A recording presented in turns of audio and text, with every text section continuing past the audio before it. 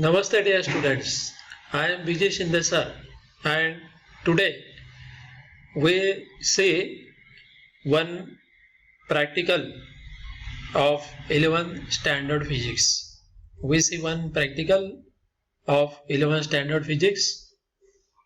In 11th standard physics practical there are some experiments and there are some activities. We have to perform activities and experiments in our 11th standard physics practical. म्हणजे 11वीच्या फिजिक्सच्या प्रॅक्टिकलमध्ये आपल्याला काही experiment घ्यायचे असतात आणि काही activities घ्यायचे असतात.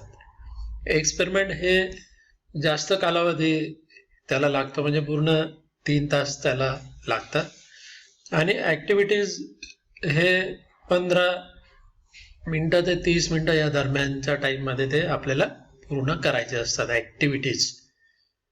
तर असे हे ॲक्टिव्हिटीज आणि एक्सपेरिमेंट असं मिळून आपलं 11वीचं आणि 12वीचंही फिजिक्सचं प्रॅक्टिकल हे पूर्ण होत असतं. नंतर ॲन्युअल एक्झाममध्ये 11वी आणि 12वी दोघांना प्रॅक्टिकलला आपल्याला 30 मार्क असतात आणि थेअरीमध्ये 70 मार्क असतात.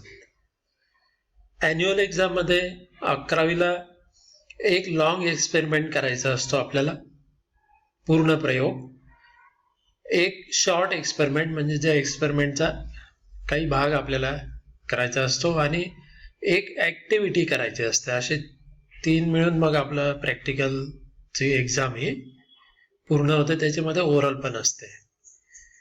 त्यानंतर प्रॅक्टिकलला एकूण जो दिला जाणारा जो टाईम असतो, एक लॉंग, नंतर एक शॉर्ट एक्सपेरिमेंट, नंतर एक ॲक्टिव्हिटी, असा एकूण जो टाईम असतो आपला हा 3 तासाचा असतो. आपल्याला 11वीसाठी प्रॅक्टिकलचं हँडबुक लागेल, प्रॅक्टिकलचं नोटबुक कम हँडबुक म्हणू आपण त्याला. तर हे बोर्डने सांगितलेलं हे प्रॅक्टिकलचं पुस्तक आहे आणि ते आपण दुकानातून विकत घेऊ शकतो. तर बोर्डचं प्रिस्क्राईब केलेलं हे प्रॅक्टिकलचं हँडबुक आहे, हे आपण वर्षभर वापरूया. त्यानंतर आपलं जे एकूण जे एक्सपेरिमेंट आहेत 11वी प्रॅक्टिकलसाठीचे जे एक्सपेरिमेंट आहेत त्याची ही लिस्ट आपल्याला स्क्रीनवर दिसते. एकूण 12 एक्सपेरिमेंट आणि एकूण आपल्याला 8 ॲक्टिव्हिटीज दिसत आहेत. त्यापैकी जास्तीत जास्त आपल्याला करायचे असतात ह्या ॲक्टिव्हिटीज आणि एक्सपेरिमेंट. तर हे ॲक्टिव्हिटीज आणि एक्सपेरिमेंट आहे. आज आपल्याला हे ॲक्टिव्हिटी नंबर 4 करायचे, वेळ कमी असल्यामुळे. आणि ही जी ॲक्टिव्हिटी आज आपण करू, ही ॲक्टिव्हिटी तुम्ही घरी पण करू शकतात, म्हणून मी आज ही ऑनलाईन यूट्यूबवर ही ॲक्टिव्हिटी तुम्हाला सांगतोय. तर ही जी ॲक्टिव्हिटी असते याचं नाव आहे coefficient of restitution. Aim to determine coefficient of restitution. Coefficient of restitution हे आपल्या 11वीच्या थेअरीमध्ये एक चॅप्टर आहे, त्या चॅप्टरमध्ये हा टॉपिक आहे. तर ते थेअरीच्या वेळेस अजून आपल्याला जास्त क्लिअर होईल. आज आपण कोएफिशियंट ऑफ रेस्टिट्यूशन हे फाइंड करू. याच्यासाठीचे लागणारे जे वस्तू आहेत त्या apparatus, rubber ball of different sizes. आता आपण रबर बॉल्स वेगवेगळ्या साईजचे वापरायचे आहेत. आता माझ्याकडे प्लॅस्टिकचे बॉल मला उपलब्ध झाले म्हणून मी प्लॅस्टिकचे बॉल्स इथे वापरणार आहे.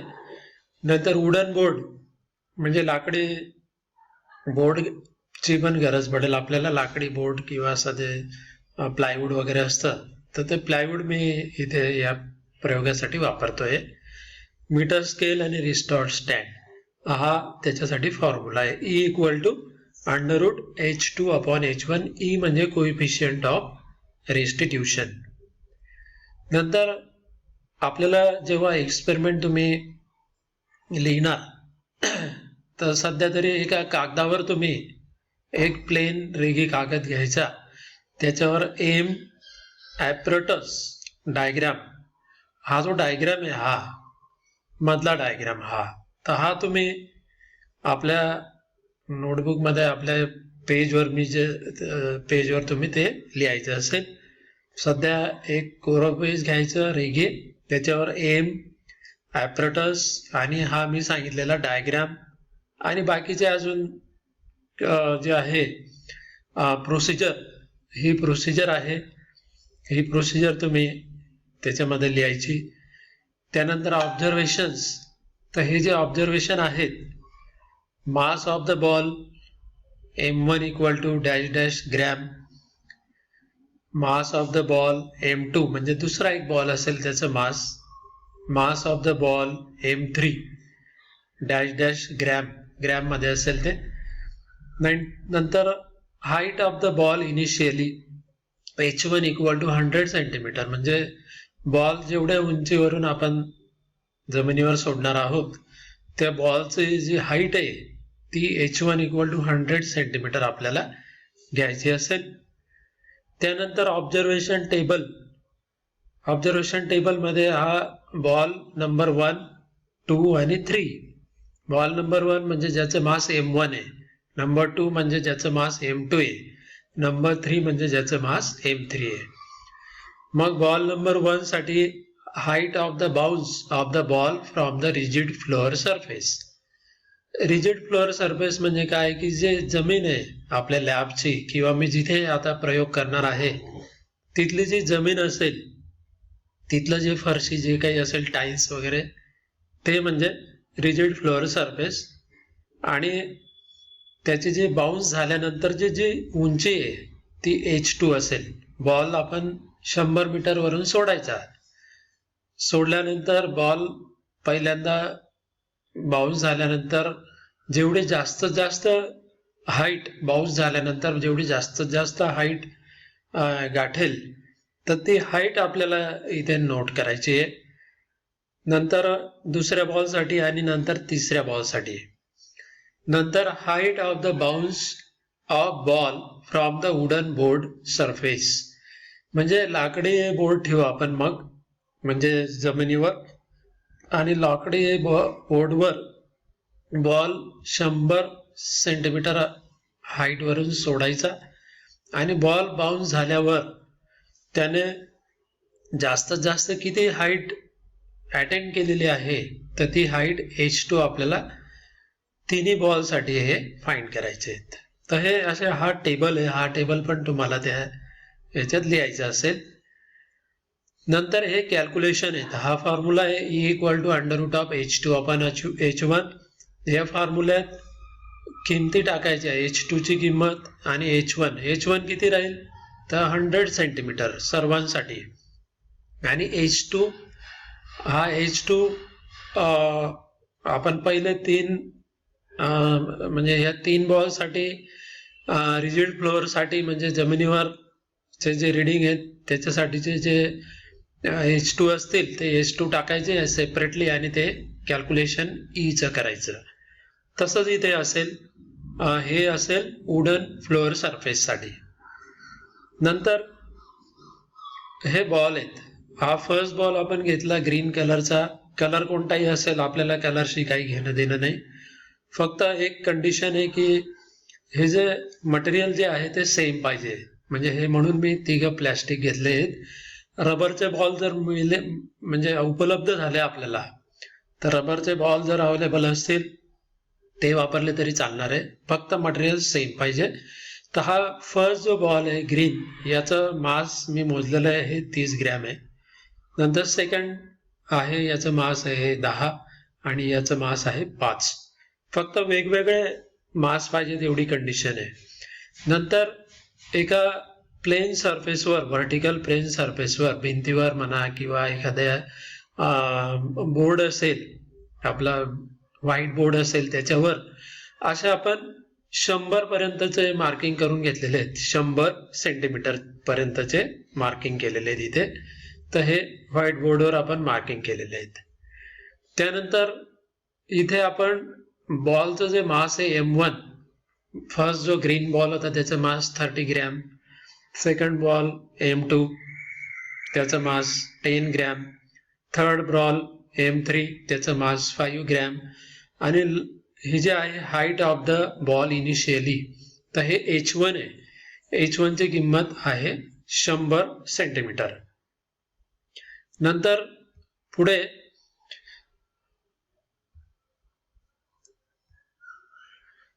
आपण प्रत्यक्ष जो एक्सपेरिमेंट आहे तो कसा आहे ते बघूया.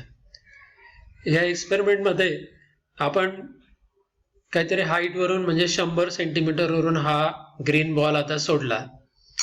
ग्रीन बॉल सोडल्यानंतर या पॉइंटला जास्तीत जास्त हाईट आपल्याला मिळाली होती 60 ला. मग ते आपण रीडिंग नोट डाऊन करू पुढच्या याच्यामध्ये. आणि रेड बॉल साठी 60 पेक्षा थोडंसं कमी आलं होतं ते रीडिंग. आणि हा जो सरफेस आहे हा सरफेस आपण रिजिड सरफेस घेतलेला आहे, लक्षात ठेवा. तसंच येलो साठी पण आपण रीडिंग घेतलं. आता सरफेस बदलला, वुडन सरफेस घेतला, आणि हा वुडन सरफेस वर जे फर्स्ट जो बॉल आहे, फर्स्ट बॉल साठीचं जे रीडिंग आहे ग्रीन बॉल, तर त्याच्यासाठीचं रीडिंग आपल्याला दिसतंय ते 35 मॅक्झिमम हाईट त्याची आलेली आहे. 10 सेंटीमीटर फिक्स राहील. नंतर रेड बॉल साठी हे जे हाईट आहे ही बदललेली आहे आणि ती आपण नोट डाऊन करू. आणि तसंच येलो बॉल साठी पण आपण ते हाईट मेजर केलेली आहे. तर या ज्या हाईट्स आहेत येलो, नंतर ग्रीन, त्यानंतर रेड, या तिघ बॉल साठीची जी हाईट आहे ती हाईट आपण स्लो मोशन मध्ये बघून सुद्धा ती चेक करू शकतो. आणि त्या हाईट्स आपण इथे पुढच्या टेबलमध्ये नोट केलेल्या आहेत. हे बघा, height of the bounce of the ball from the rigid floor surface. First जो बॉल होता त्याची मॅक्झिमम जी हाईट त्याने अटेंड केलेली होती बाउन्स झाल्यावर ती 60 होती. सेकंड साठी 57 होती आणि थर्ड साठी 55 होती. आता स्केल मार्क करताना मी एकदम ते स्केल जे आहे ते 50, 55, 65, 70 म्हणजे 5 सेंटीमीटर असा डिस्काउंट घेऊन ते काढलेलं आहे. आणि थोडंसं अप्रॉक्सिमेशनने मी हे रीडिंग इथे लिहिलेले आहेत. तसंच इकडे 35, 40 आणि 50 असे हे रीडिंग आलेले आहेत. नंतर नेक्स्ट टेबलमध्ये आपल्याला दिसतंय की E = H2 upon H1. म्हणजे H2 ची आणि H1 ची किंमत टाकून सर्व कॅल्क्युलेशन केलं. E फाइंड केला पहिला, लगेच दुसरा फाइंड केला आणि तिसरा फाइंड केला. तर इथे आपल्याला असं दिसतंय की E ची जी किंमत आहे कमी कमी होत जाते. जसं मास कमी होत आहे E ची किंमत ही कमी होते. आणि खालचे जो दुसरा जो टेबल आहे वुडन फ्लोअर साठी E ची किंमत ही वाढताना दिसते. तसं आपण कन्क्लुजन लिहिणार आहोत. नंतर जर समजा फर्स्ट बॉलचं जर E ची व्हॅल्यू बघितली 77.46 आहे आणि फर्स्ट बॉलची E ची व्हॅल्यू वुडन फ्लोअर साठी बघितली तर 0.5916 आहे. म्हणजे जर समजा वुडन म्हणजे रिजिड सरफेस वरून जर वुडन सरफेसवर जर बॉल बाउन्स झाला तर त्याचा जो कोएफिशियंट ऑफ रेस्टिट्यूशन आहे तो कमी होतो, हे याच्यावरून कन्क्लुजन झालं. So coefficient of restitution will decrease if the mass of the ball will be same. तसंच सेकंड तसंच थर्ड बॉल साठी आहे ते तुम्ही चेक करा. आणि शेवटी आपण हे कॅल्क्युलेशन पण याचं दिलेलं आहे. हे कॅल्क्युलेशन कसं आलेलं आहे ते तुम्ही जरूर बघा. आणि फायनली कन्क्लुजन आपण दिलेलं आहे की for rigid floor surface mass increases, there is a increase in the coefficient of restitution. For wooden floor surface as mass increases there is a decrease in coefficient of restitution. For given mass of the ball, coefficient of restitution is larger for rigid floor than for the wooden surface. तर असा हा experiment होता. तर हे सर्व points आपण एका plain Rigi कागदावर लिहायचे असतील. Aim, apparatus, diagram, observation table, procedure, हे सर्व आणि कन्क्लुजन हे सर्व तुम्हाला लिहायचे असेल.